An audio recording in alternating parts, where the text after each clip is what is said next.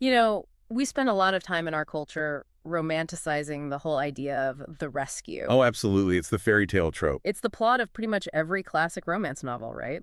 The wealthy, powerful man, he sweeps in, picks up the girl from the wrong side of the tracks. And suddenly her problems just vanish. They just vanish, especially the financial ones. It's Cinderella. But I was reading through the source for today's deep dive, and it really hit me that, Cinderella never talks about what happens after the wedding. That's because after the wedding is where the power dynamics actually start. The fantasy kind of ends, Hmm. and the reality of what the text calls asymmetry begins. Asymmetry. That is the word for today. We're looking at this really intense psychological breakdown of cross-class relationships, Hmm. and specifically that dynamic of an upper-class man and a lower-class woman.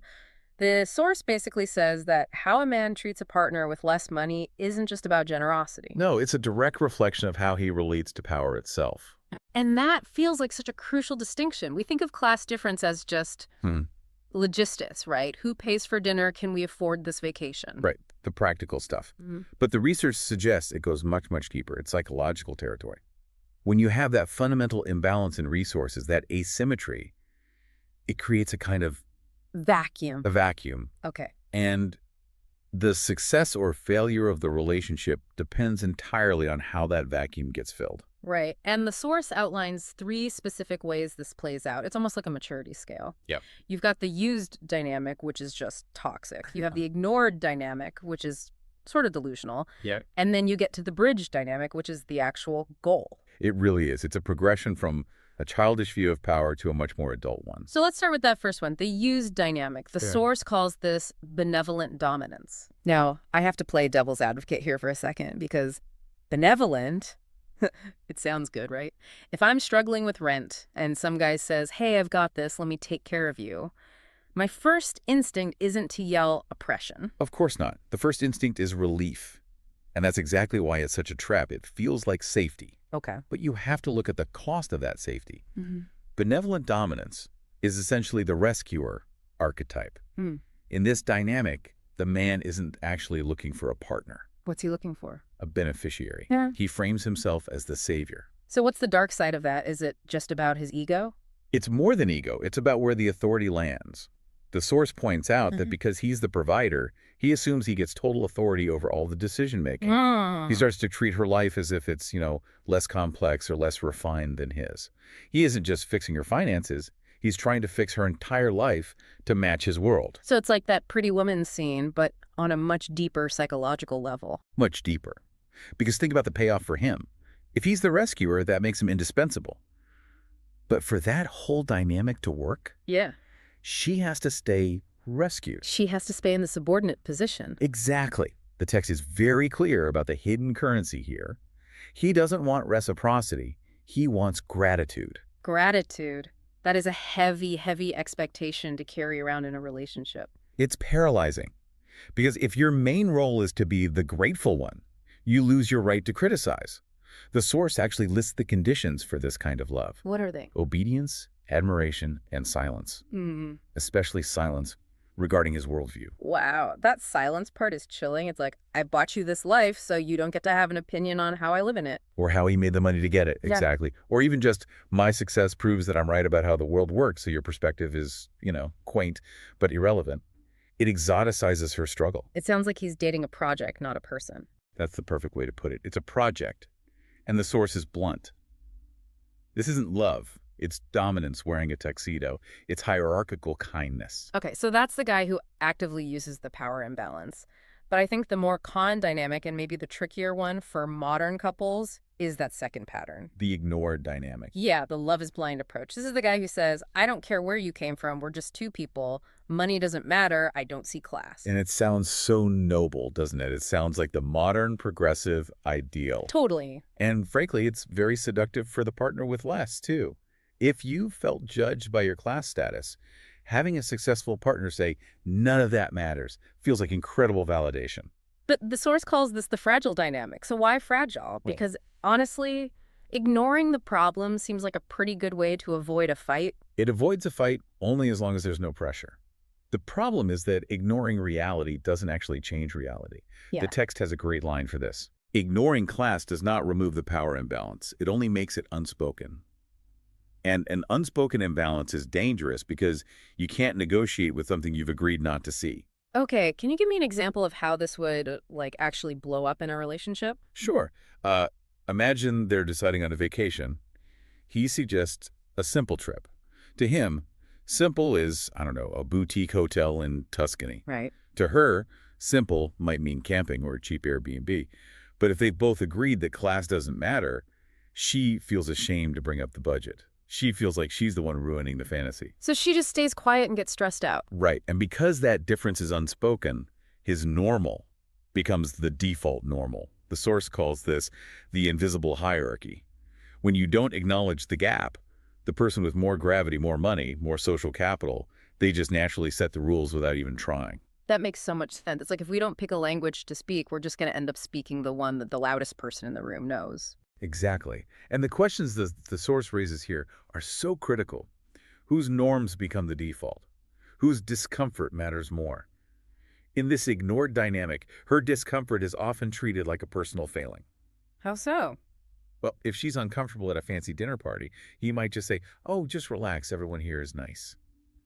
He dismisses the class tension because he doesn't feel it. So he assumes it doesn't exist. It's sort of an accidental gaslighting. It's well-intentioned gaslighting, yes. Hmm. He wants them to be equal so badly that he refuses to acknowledge the very things that make them unequal, and it forces her to constantly perform. To pass in his world to keep the fantasy alive. Precisely, which is exhausting. Mm. You can't have real intimacy if one person is constantly paddling like mad under the water just to look effortless on the surface. No, you can't. And that brings us to the maturity of the third pattern.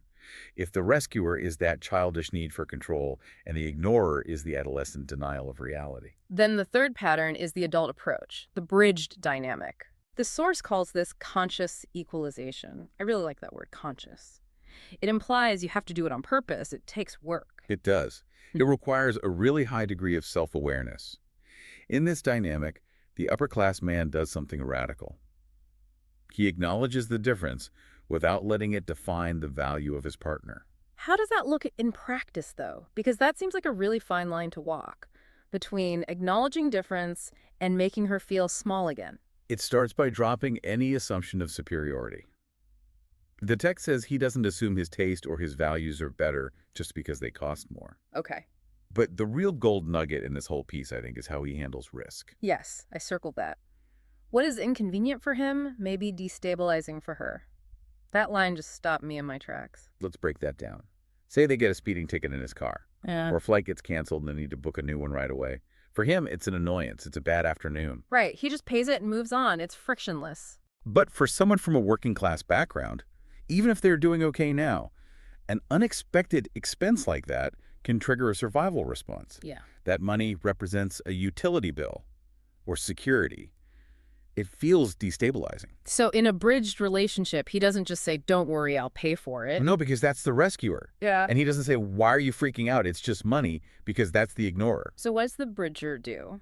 The bridger says something like, I get why this is stressful. I know this number means something different to you than it does to me. He validates her anxiety.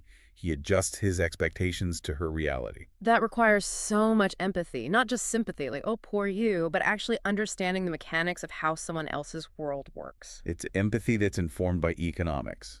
And there's another key behavior here, the idea of inclusion without assimilation. Inclusion without assimilation. Okay, that sounds a little like a UN treaty. It's a bit academic, I know, but the concept is beautiful. Think about meeting his family. In the use dynamic, he might buy her a new dress and coach her on which fork to use so she doesn't embarrass him. He's assimilating her. He's saying, don't be you, be us. Exactly. In the bridge dynamic, he brings her into the room as she is, and he makes sure the environment adapts to her, not just the other way around. He's curious about her world, but he doesn't romanticize it like some kind of poverty tourism. Mm-hmm. He just respects it as the thing that made her who she is. You know, there's a point here about the lifting up fallacy, too. I think a lot of people assume the goal of dating up is to be lifted up. And the text just flat out rejects that idea. He does not try to lift her up, because lifting up implies she's down. It implies her starting point is inferior. So what's the alternative? Conscious equalization means meeting her where she is and building a life across the gap, not just pulling her over to his side of it. It's interesting because The rescuer gets to be the hero. The ignorer gets to be the cool modern guy. What does the bridger get? It sounds like a lot more work. He gets a sovereign partner. And that leads us to the real core of this entire analysis. Sovereignty versus patronage. Patronage. That's such an old school word, like a wealthy lord sponsoring an artist or something. That's exactly what it is. Patronage is support, sure, but it's support that reinforces a hierarchy. It's, I give you this so you owe me loyalty. It's love sliding into a power play. And sovereignty is the opposite. Sovereignty is independence within the connection. It's the idea that she is a self-governing person. The source boils it all down to one ultimate question. Does he see her as fully sovereign? Meaning, does he see her as an equal human being, even if their bank accounts aren't equal? Exactly. It's about holding two contradictory thoughts in your head at the same time. Thought one, we are equal in dignity, in intelligence, and worth. And thought two, the world treats us very differently, and the structural playing field is not level. You have to hold both. You have to. If you only hold the first one, you're the ignorer. If you only hold the second, you become the rescuer. That is a really difficult balance beam to walk. It means you can't be lazy in your love. You can't. Real love across class lines is a discipline. It requires constant calibration. The text defines it as protection without control, generosity without expectation, respect without condescension. Generosity without expectation. I think that's the one that trips most people up. We are so wired for transaction. I just took you to Bali. Why are you mad at me? Right. But in the sovereign relationship, the trip to Bali is a gift, not a down payment on good behavior. You don't buy the right to avoid conflict. I want to go back to what you said earlier about the performance of refinement, Yeah. the idea that she shouldn't have to audition for his world. This is huge. For the lower class partner, there's often this deep, unconscious belief that says, I have to hide where I came from to deserve where I'm going. A healthy partner actively dismantles that belief. He signals over and over again, your background isn't something you need to escape. It's part of what makes you strong. Mm-hmm. He doesn't just tolerate her history, he values the perspective it gave her. So he values the grit, the resourcefulness. Yes, but without fetishizing it. He just sees it as part of her whole sovereign self. We've covered a ton of ground here. We went from the trap of the benevolent dominator Who wants a pet, not a partner. to the fragile ignorer who just wants to pretend the world is flat. And we landed on this idea of bridging. Which is really about creating a new culture of two. A culture that respects where both people came from, but isn't ruled by the anxieties of either one. You know, when we started, I talked about the fairy tale ending, but this model, this bridging, it's not a fairy tale at all. It's actually kind of unromantic in that traditional sense because it's so practical. It's about talking about money and power and all the awkward feelings. But that's what makes it sustainable. Fairy tales are fragile. Reality, if you face it, is robust. If you can build a bridge over that class divide, you can probably handle anything. I think so. Before we wrap up, I want to leave everyone with a thought, because I know not everyone listening is in a cross-class relationship, but this whole dynamic, this tension between using, ignoring, and bridging power, it applies to almost any power gap. Absolutely. Power isn't just about money. Think about age gaps. One partner has 20 more years of life experience. Do you use that wisdom to control the younger partner? Do you ignore the generational difference, or do you try to bridge it? Or career seniority. One of you is a CEO, the other is just starting out. Or even health. One person is able-bodied, one has a chronic illness. That's a massive power asymmetry right there. The principle holds up. If you ignore the difference, you end up erasing the experience of the person with less structural power. But if you focus on it too much, you end up parenting them instead of partnering them. The challenge is always the same. How do we stand on unequal ground and still look each other in the eye as equals? That is the question. And honestly, it's a question worth asking, even if you're just dating someone who makes 10% more than you do. Power is always in the room. The only choice you have is whether you talk about it or you let it run the show. Well said. Thanks for diving in with us today. This was a heavy one, but I think a really necessary one. My pleasure. Catch you on the next deep dive.